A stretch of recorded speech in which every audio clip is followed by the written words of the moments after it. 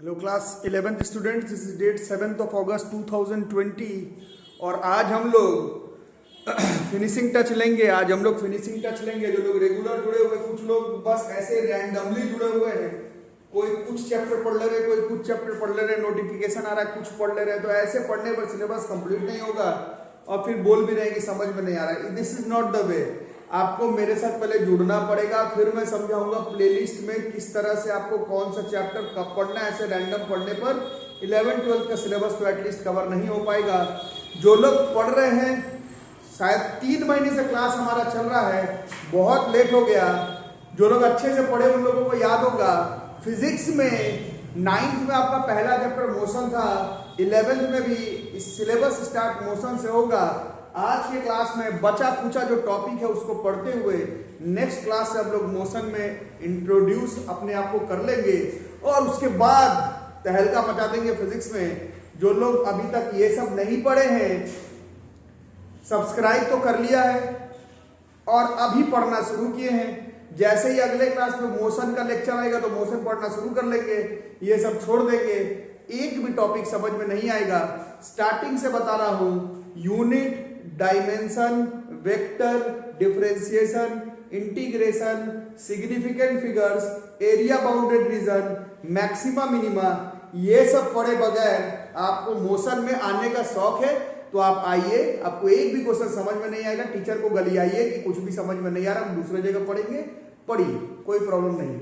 जो लोग रेगुलर पढ़ रहे हैं, ये लास्ट टॉपिक है, बचा खुचा टॉपिक है, जो कि हम लोगों को मोशन चैप्टर स्टार्ट करने से पहले देखना है। उसी में एक टॉपिक है पैरालैक्स मेथड। ये जिन लोग का स्कूल एग्जाम वगैरह है, एक बार केवल 11th क्लास में आज पढ़ोगे, इसके बाद 11th-12th में कभी नहीं पढ़ोगे। और मेरा मोटा मोटी गारंटी है कि 12th के एंडिंग तक आते आते आप लोगों में से ज्यादातर बच्चों को टॉपिक याद भी नहीं रहेगा, क्योंकि एक बार पढ़ना 11th में थोड़ा सा पढ़ना है। और मेथड को हम लोग पैरालैक्स मेथड कहते हैं। इस टॉपिक को पढ़ने से पहले मैं ये बताना चाहूंगा, जो लोग भी ये टॉपिक पढ़ रहे हैं, खासकर कि नॉन मैथ्स वाले लोग, मेरे ही प्लेलिस्ट से 11th क्लास का मैथ्स का चैप्टर है ट्रिग्नोमेट्री, एटलीस्ट उसका पहला लेक्चर, एटलीस्ट 11th क्लास का मैथ्स का ट्रिग्नोमेट्री का पहला चैप्टर, पहला टॉपिक जो है, पहला चैप्टर नहीं, पहला टॉपिक लेक्चर 1, उसको जरूर से पढ़ लेंगे। उसको पढ़े बगैर वीडियो को पॉज कर दो, बंद कर दो, मत देखो, नहीं समझ में आएगा, फ्यूज हो जाएगा दिमाग, पागल हो जाओगे, तो मत पढ़ना, है ना। जिनका क्लियर है उन लोग देखो। अब ये कोई मेंस एडवांस का टॉपिक नहीं है, थोड़ा सा बस पढ़ना है, तो थोड़ा सा हम लोग इसको आइडिया लगाएंगे। तो अगर ध्यान से देखते हो,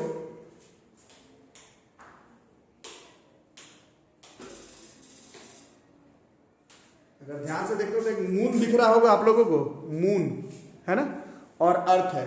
तो ये हमारा है मून, बहुत दूर का ऑब्जेक्ट है, मून है, ये अर्थ है। यहां पर हमने एक टेलीस्कोप फॉर्मेशन किया है। टेलीस्कोप से जब मून को देखेंगे हम लोग, तो यहाँ पर ऐसे एक एंगल के थ्रू मून का ये जो डायमीटर है वो हम लोगों को दिखेगा। अब यहीं पर मैंने बोला है ट्रिग्नोमेट्री का मेरे ही चैनल से पहला लेक्चर देख लो। जिन्होंने देखा है या फिर 10th क्लास में भी पढ़ना था, लेकिन एक्चुअली में 11th में ही पढ़ना है। ये थीटा, ये लेंथ ऑफ आर्क और ये रेडियस। तो थीटा बराबर हमेशा L/R होता है, तो इस केस में थीटा बराबर ये लेंथ ऑफ आर्क हो जाएगा और रेडियस यहां से यहां तक हो जाएगा पूरा। इसको जब ऑब्जेक्ट बहुत दूरी पर हो, जैसे मून वगैरह हो, तो ये जो लेंथ ऑफ आर्क है, लेंथ ऑफ आर्क है, इसको एक्चुअली में हम लोग डायमीटर के बराबर कर ले सकते हैं। ये जो लेंथ ऑफ आर्क है, इसको डायमीटर के बराबर कर सकते हैं। ये मैथ्स में पढ़ाया गया है, नहीं पढ़ा तो अपने कॉमन सेंस से देखो। ऑब्जेक्ट अगर बहुत दूरी पर हो तो जो लेंथ ऑफ आर्क है या फिर उसका लेंथ ऑफ कॉर्ड है वो बराबर हो जाएगा। बहुत दूरी पर मतलब एंगल अगर बहुत छोटा हो जाए, ये सब मैं यार मैथ्स के क्लास में बताया हूं। एंगल अगर बहुत छोटा हो जाए तो ये लेंथ या फिर इसका आर्क लेंथ, ये दोनों अप्रोक्सीमेटली सेम आएगा। If angle is very small, if angle is very small, अगर एंगल अगर बहुत छोटा हो तो ये आर्क लेंथ AB और जो कॉर्ड लेंथ AB है वो सेम हो जाएगा। और ये जो डिस्टेंस होता है एक्चुअली में, यहां से यहां तक वो हम लोग सीधा अर्थ से मून तक के बीच का डिस्टेंस भी ले सकते हैं। अगर ये मून है तो थीटा बराबर क्या हो जाएगा, ए बी के जगह पर डायमीटर ऑफ मून और एस के जगह पर क्या हो जाएगा, एस के जगह पर distance of moon from the अर्थ। ये एंगल टेलीस्कोप से बन रहा है, इसमें हम लोग थीटा बराबर डी बाई एस कॉन्सेप्ट का इस्तेमाल करते हैं और वो जो ऑब्जेक्ट बड़े दूरी पर है उसका डायमीटर, या अगर एंगल मालूम है उसका डायमीटर मालूम है तो जो दूरी है उस ऑब्जेक्ट का अर्थ से ये पता लगाते हैं। इस तीन में से ये चीज हमेशा नोन होगा क्योंकि ये तो टेलीस्कोप में दिख ही जाएगा। अब इन दोनों में से जो चीज नोन हो और जो चीज अननोन हो वो हम लोग इस फॉर्मूला के तहत पता लगाते हैं। इस डायग्राम में angle subtended by the two diametrically opposite ends of the moon at a point on the earth is called angular diameter of the moon और ये approximately 0.5 डिग्री के करीब करीब होता है। इस डायग्राम में d जो है वो डायमीटर ऑफ मून है, s जो है वो डिस्टेंस ऑफ मून फ्रॉम अर्थ है इस डायग्राम में। अभी मैंने बताया ये सब किसी काम में नहीं आने वाला है, ये बस शुरुआत का फर्स्ट यूनिट टेस्ट वगैरह में थोड़ा सा आपको दिखेगा। इसके बाद पूरे 11th-12th में इसका कोई हमें काम आने वाला नहीं है। अब जो टॉपिक का नाम है पैरालेक्स मेथड उसको देखते हैं। टॉपिक का नाम है पैरालेक्स मेथड, उसको देखते हैं। टॉपिक का नाम है पैरालेक्स मेथड, उसको हम लोग देखते हैं। तो अब देखो ये जो O है ये डिस्टेंट ऑब्जेक्ट है और ये हमारा लेफ्ट आई है और ये हमारा राइट आई है। टेलीस्कोप से नहीं, अगर आंख से बहुत दूर का ऑब्जेक्ट को अगर देखेंगे, टेलीस्कोप से नहीं, अगर आंख से ऑब्जेक्ट बहुत दूर का ऑब्जेक्ट देखेंगे, टेलीस्कोप से नहीं आंख से अगर बहुत दूर का ऑब्जेक्ट देखेंगे तो वो ऑब्जेक्ट अब इतना बड़ा तो दिखेगा नहीं। वो ऑब्जेक्ट जो है डिस्टेंट ऑब्जेक्ट जो है वो पॉइंट ऑब्जेक्ट हो जाएगा और ये लेफ्ट आई और राइट आई के बीच का डिस्टेंस है बी, इसको बेसिक भी लिखते हैं। अब ध्यान से देखोगे ये जो एस है ये क्या है, ये दूरी है ना। तो थीटा बराबर क्या हो जाता है, थीटा बराबर अभी आपको बताया गया था किसी भी आर्क में थीटा बराबर हो जाता है L बाई आर। तो यहां से थीटा बराबर देखोगे तो L लेंथ ऑफ आर्क हो जाएगा। तो इस लेफ्ट आई और राइट आई के बीच का जो आर्क लेंथ है इसको लिया और ये जो है वो आर का काम कर रहा है, थीटा बराबर L बाई आर, तो ये S, ठीक है। तो थीटा बराबर ये अभी थोड़ी देर पहले बताया था, ये एंगल तो बहुत छोटा हो जाएगा, ये एंगल तो बहुत छोटा हो जाएगा, ये एंगल बहुत छोटा हो जाएगा। तो एंगल छोटा में ये जो आर्क लेंथ LR है ये कॉर्ड लेंथ B के बराबर हो जाएगा। तो अब थीटा बराबर क्या हो जाएगा, B बाई S। इस फॉर्मूला से, इस टेक्निक से जब डिस्टेंट ऑब्जेक्ट हम लोग तीन अननोन में से कोई दो चीज गिवन और एक चीज अननोन निकालते हैं, उस मेथड को ही हम लोग पैरालेक्स मेथड कहते हैं। और इस केस में ये जो एंगल बन रहा है डिस्टेंट ऑब्जेक्ट का, दोनों आंख से जब देख रहे हो ये जो एंगल बन रहा है इस एंगल को ही हम लोग पैरालेक्स एंगल कहते हैं और इस मेथड को ही हम लोग पैरालेक्स मेथड कहते हैं। दोनों में डिफरेंस देख रहे होगे, अगर तुम अर्थ पर हो और टेलीस्कोप से देख रहे हो तो एंगल बन रहा है बट ऑब्जेक्ट जो है जिसको तुम देख रहे थे वो पॉइंट ऑब्जेक्ट नहीं है। लेकिन अगर टेलीस्कोप से नहीं देख रहे हो तो एंगल ऑब्जेक्ट के तरफ है, एंगल ऑब्जेक्ट के तरफ है और इस एंगल को हम लोग पैरालेक्स एंगल कहते हैं, ठीक है। अब इसी में एक सेकंड मेथड भी है, इसी में एक सेकंड मेथड भी है। कॉमन सेंस कहता है कि ये लेफ्ट आई और राइट आई के बीच का जो एंगल निकालोगे ये इतना छोटा हो जाएगा कि आप कैलकुलेट भी नहीं कर पाओगे। इसीलिए हम लोग क्या करते हैं, ये अर्थ है, अर्थ का कोई दो छोर चुन लेंगे, दोनों छोर पर एक एक ऑब्जर्वेशन बैठाएंगे, इसका नाम E1 ले लेंगे और इसका नाम E2 ले लेंगे। ये जो दो आंख के बीच के एंगल बना रहे थे, दोनों आंख के बीच का नहीं एंगल बना करके अर्थ के सरफेस पर दो अलग अलग जगह पर पॉइंट रखेंगे E1 E2 और यहां से इस डिस्टेंट ऑब्जेक्ट को देखेंगे। अभी भी इस डिस्टेंट ऑब्जेक्ट को अगर देखते हैं, डिस्टेंट ऑब्जेक्ट को अगर देखते हो तो ये अभी भी पॉइंट ऑब्जेक्ट ही लगेगा, अभी भी ये एंगल थीटा है, अभी भी ये पैरेलेक्स एंगल है, अभी भी ये जो थीटा है वो पैरेलेक्स एंगल है, अभी भी ये जो थीटा है वो पैरेलेक्स एंगल है और अभी भी ये जो थीटा है वो ये length of arc by S के बराबर है। और फॉर स्मॉल एंगल अभी आपको बताया गया था जो लेंथ ऑफ आर्क है E1 E2, जो लेंथ ऑफ आर्क है वो एक्चुअली में कॉर्ड लेंथ के बराबर ही हो जाएगा अगर एंगल बहुत छोटा है तो यहाँ पर भी थीटा बराबर B/S से निकल आएगा। जो एंगल निकलेगा वो पैरेलक्स एंगल है, डिस्टेंट ऑब्जेक्ट दूरी पर है। यहाँ पर जब एंगल बन रहा है डिस्टेंट ऑब्जेक्ट के पास, वो जो एंगल है वो पैरेलक्स एंगल है। और this method of measuring astronomical objects, this method of doing calculations, doing observations about astronomical objects, this method school exam में आएगा। जिन लोग का यूनिट टेस्ट है पैरेलक्स मेथड किसको कहते हैं, तो ये दोनों डायग्राम बनाना और लिखना। This type of method to have observations, to do calculations for very distant objects is called parallax method, and the angle subtended by the basic to the distant object is called parallax angle। लिखवा नहीं रहा हूं but बोल रहा हूं, सुनाई दिया होगा तो इसको लिख लोगे। स्कूल एग्जाम में फर्स्ट यूनिट टेस्ट वगैरह में दिखेगा, उसके बाद दिखेगा भी नहीं। इस मेथड को ही हम लोग पैरेलक्स मेथड कहते हैं।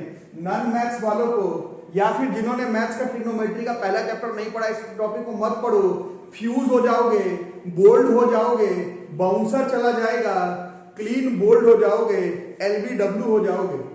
ठीक है, अब बोलोगे नहीं सर मैथ में नहीं पढ़ा फिर भी समझ में आ रहा है, तो नहीं। मैथ्स के पहले क्लास में अगर आप लोग ट्रिग्नोमेट्री का फर्स्ट लेक्चर देखते तो उसमें आपको बताया जाएगा कि थीटा का कैलकुलेशन हम लोग डिग्री में नहीं रेडियन में करते हैं, एकदम अलग तरह का कैलकुलेशन है। इसीलिए इस टॉपिक को समझने के लिए ही नहीं, अरे सिर्फ इस टॉपिक को समझने के लिए नहीं, इस टॉपिक को सिर्फ समझने के लिए नहीं, वैसे में भी मैथ्स वाले हो चाहे नॉन मैथ्स वाले हो, मेरे चैनल में ट्रिग्नोमेट्री का जो पहला लेक्चर है इंट्रोडक्शन ऑफ सर्कुलर ट्रिग्नोमेट्री, वो तो आपको पढ़ना ही पड़ेगा। जो लोग पढ़ लिए हैं इस मेथड को लिख लो, स्कूल एग्जाम में पैरेलक्स मेथड के बारे में थोड़ा बहुत लिखना। चलो अब आगे कुछ चीज और लिखो। तो कुछ यूनिट्स है लाइट ईयर, जैसे ये लेंथ का यूनिट है, थोड़ा बीच में लाइट चमक रहा होगा तो ये समझ लेना, मैं पढ़ दे रहा हूं। Light year LY, it is the distance travelled by light है वो, it is the distance travelled by light, it is the distance travelled by light in vacuum in 1 year. Light year क्या है, ये डिस्टेंस है travelled by light in vacuum in 1 year. तो उस हिसाब से कितना हो गया, डिस्टेंस बराबर स्पीड इंटू टाइम। स्पीड लेना है लाइट का वैक्यूम में 3 × 10⁸, और टाइम लेना एक साल का 365 डेज इंटू 24 घंटा into 60 minute into 60 second. Approx calculation 1 light year बराबर 9.46 इंटू 10⁻15 मीटर। वैल्यू याद नहीं करना है, ये जानना है जो कि शायद छोटे क्लास से जान गए हो कि लाइट ईयर जो है वो यूनिट लेंथ का है, टाइम का नहीं है। उसी तरह से astronomical unit AU, it is, ये जो AU है, it is the mean distance of earth from the sun. Earth से सन के बीच के दूरी को ही हम लोग 1 एस्ट्रोनॉमिकल यूनिट कहते हैं। 1 AU बराबर 1.5 इंटू 10⁻11 मीटर्स। ठीक है, ये भी कोई वैल्यू याद नहीं करना है। एक बार नीट के एग्जाम में आया था which of the following is not a unit of length, उसमें गड़बड़ा गया था। ये जो लाइट ईयर है ये भी डिस्टेंस का यूनिट है, ये जो एस्ट्रोनॉमिकल यूनिट है ये भी डिस्टेंस का यूनिट है। अगला वाला पार्सेक है, अभी मैंने थोड़ी देर पहले भी बताया था, ये अभी बहुत इंपॉर्टेंट है, बट अभी मतलब यही पहले यूनिट टेस्ट तक, एक बार पहला यूनिट टेस्ट वगैरह खत्म हो जाए, आप लोग में से कुछ लोग जरूर से 12th के एंड में मेंस एडवांस NDA के एग्जाम, मेडिकल के एग्जाम निकाल दोगे, बोर्ड में बड़ा अच्छा परसेंटेज ले आओगे। फिर मैं पूछूंगा पार्सेक क्या, तो नहीं बता पाओगे, क्योंकि ये सब एक ही बार पढ़ना है, एक ही बार पढ़ना है, तो एक बार पढ़ लेते हैं। तो पार्सेक किसको कहते हैं, ये देखो, ये भी डिस्टेंस का यूनिट है। क्या होता है देखो, it is the distance of an object that will show parallax of 1 second from opposite ends of a base line. और वो जो बेस लाइन है वो किसके बराबर होना चाहिए, which should be equal to the distance from the earth to the sun. नहीं समझ में आया तो देखो ये है, ये ऑब्जेक्ट, ये बेस लाइन है। बेस लाइन किसके बराबर बोला है?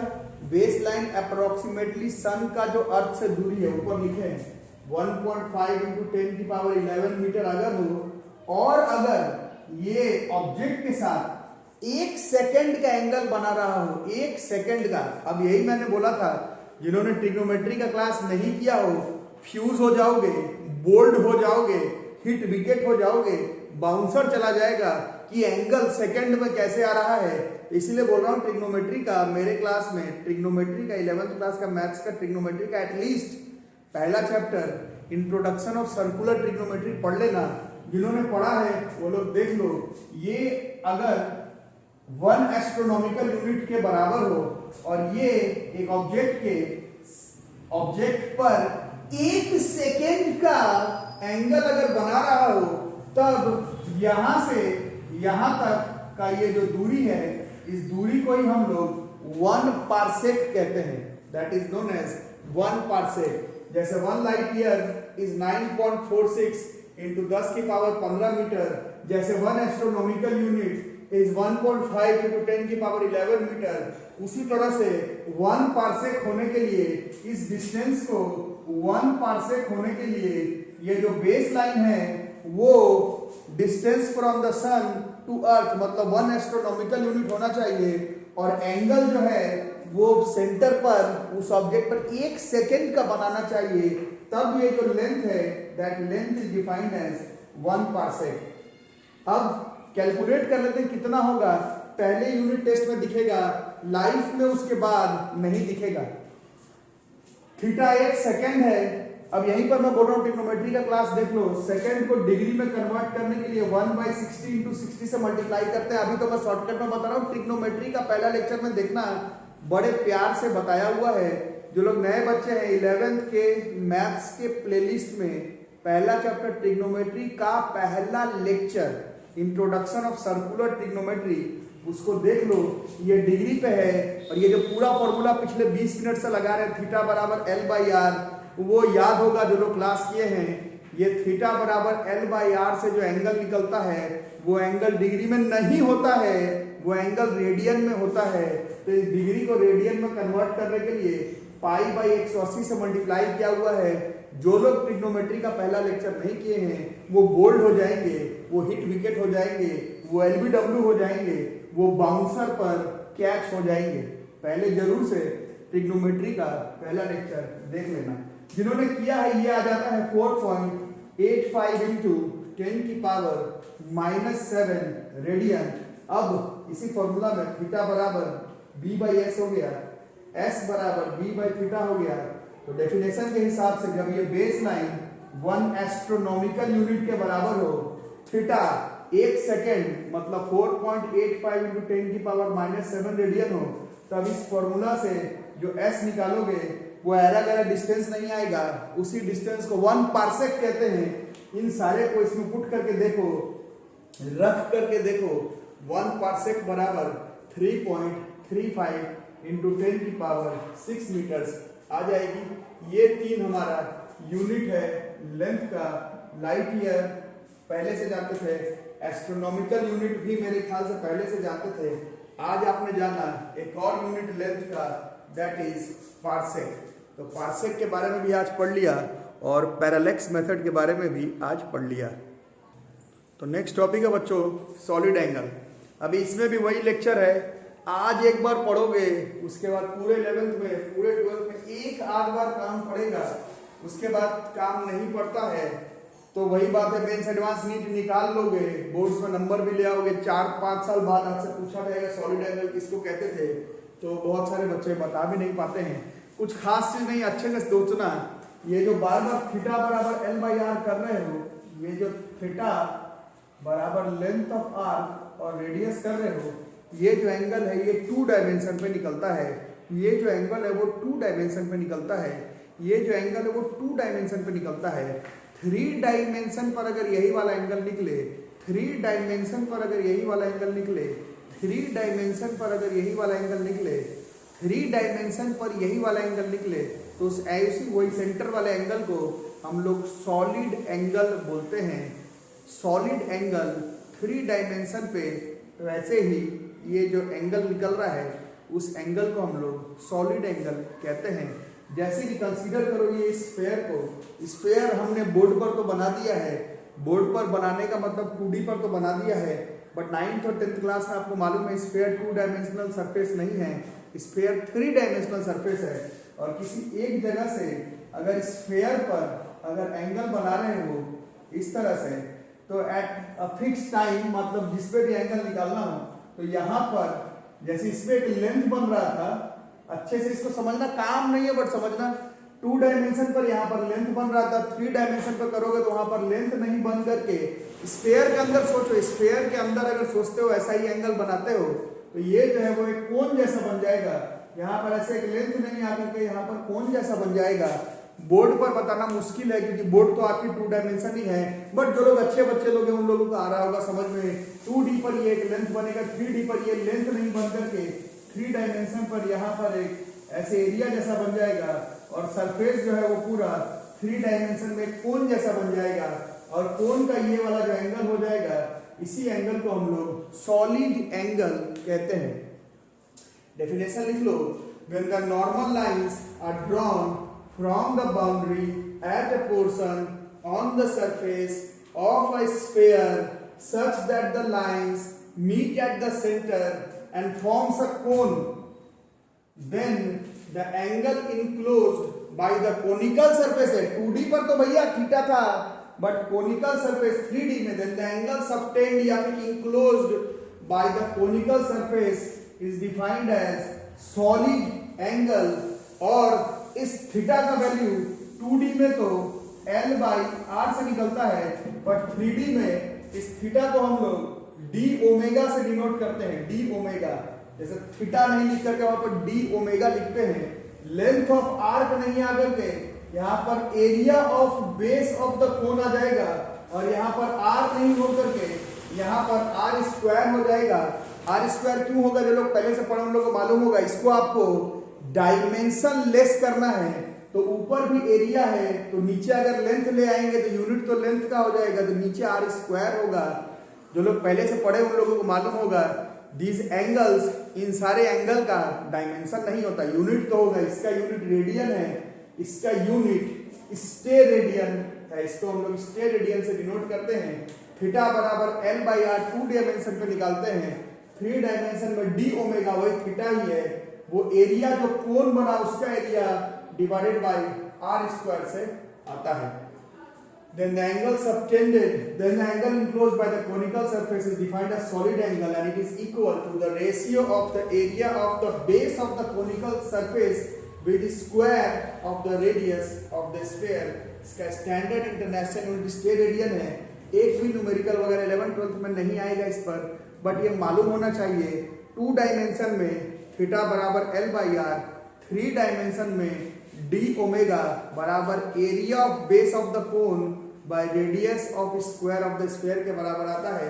काम नहीं आएगा आज जो पढ़ा, ना एस्ट्रोनॉमिकल यूनिट, ना लाइट ईयर, ना पार्सेक, ना सॉलिड एंगल, ना स्टेरेडियन, ये सब आपको आगे आपके करियर में मेंस एडवांस नीट में एनडीए के एग्जाम में तो काम नहीं आएगा, बट सिलेबस में है, थोड़ा सा पढ़ना है।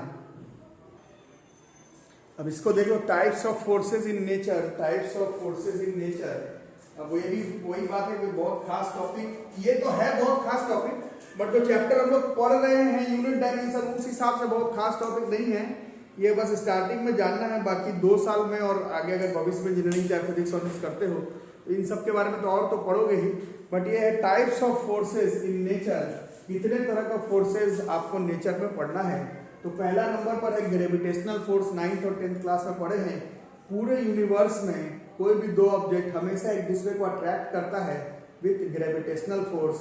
आप धरती पर खड़े हुए ग्रेविटेशनल फोर्स है ना, planets revolve around sun due to gravitational force, moon revolve around earth due to gravitational force. 9th में पढ़ा है, फिर 11th में पढ़ेंगे, बट ग्रेविटेशनल फोर्स आप में और मेरे बीच में है ग्रेविटेशनल फोर्स, तो ये एक तरह का फोर्स है नेचर में। इसके बारे में हम लोग पूरे 2 साल पढ़ेंगे, अभी बस थोड़ा सा हल्का फुल्का जानना है। दूसरा है न्यूक्लियर फोर्स। ये केमिस्ट्री में आप लोग पढ़ रहे होंगे, फिजिक्स में क्लास 10th में पढ़ना था, 9th क्लास में केमिस्ट्री में पढ़ना था। एटम के अंदर न्यूक्लियस, न्यूक्लियस के अंदर सर अर्नेस्ट रदरफोर्ड ने बताया प्रोटॉन। प्रोटॉन आपस में क्या करेगा, रिपेल करने से तो वो न्यूक्लियस को फोड़ करके बाहर आ जाएगा, लेकिन नहीं आता है। इसका मतलब है एटम के न्यूक्लियस के अंदर कुछ फोर्सेस काम करते हैं, जिसके बारे में पूरा 11th में पढ़ेंगे, बट अभी उस तरह के फोर्सेस को हम लोग कहते हैं न्यूक्लियर फोर्स। तीसरा नंबर वीक फोर्सेस, ये हमने पढ़ा था छोटे क्लासेस में। वीक फोर्सेस है ये जो इंटरमॉलिक्यूलर फोर्सेस ऑफ अट्रैक्शन है, उसी को हम लोग वीक फोर्सेस कहते हैं। सॉलिड में ये इंटरमॉलिक्यूलर फोर्स थोड़ा ज्यादा होता है, लिक्विड में थोड़ा कम, गैस में ये जो इंटरमॉलिक्यूलर फोर्सेस है, मॉलिक्यूल के बीच का force, those are weak forces. और चौथा नंबर पर है इलेक्ट्रोमैग्नेटिक फोर्सेस। इसका दो पोर्शन है, एक इलेक्ट्रिक फोर्स और एक है मैग्नेटिक फोर्स। ये भी थोड़ा थोड़ा क्लास 9th-10th में आपने पढ़ा है। चार्ज पॉजिटिव क्या करता है, रिपेल कर जाता है, पॉजिटिव निगेटिव अट्रैक्ट कर जाता है, that those are electric force. Magnetic force class 9th और 10th और 8th क्लास में पढ़ा। Pole opposite poles attract each other, similar poles repel each other. 10th class में पढ़ा था कि चार्ज अगर मूव करे तो वो भी इलेक्ट्रिक फोर्सेस के साथ साथ magnetic field, magnetic force create करता है। तो इस तरह के इलेक्ट्रिक फोर्स और मैग्नेटिक फोर्स इलेक्ट्रोमैग्नेटिक फोर्सेस में है। इंटरमॉलिक्यूलर फोर्सेस वीक फोर्सेस में है। एटम के न्यूक्लियस के अंदर का फोर्सेस आर न्यूक्लियर फोर्स।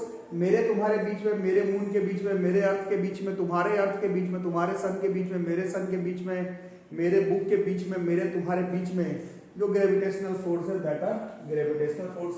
तो यही types of forces in nature है।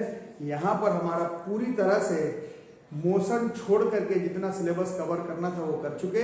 आप लोग में से जो लोग सब्सक्राइब नहीं किए, सब्सक्राइब करके रखो बच्चों। और जो लोग नए जुड़ रहे हो, अचानक से प्लेलिस्ट, अचानक से आपको नोटिफिकेशन आएगा कि मोशन शुरू हो गया, चलो अब मोशन करते हैं, ये सब फालतू है।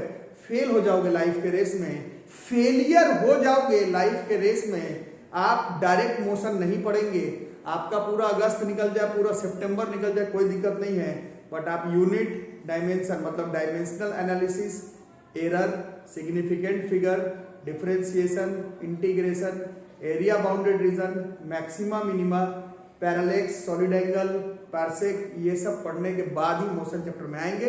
अब हम लोग अगले क्लास से मोशन चैप्टर में आ जाएंगे।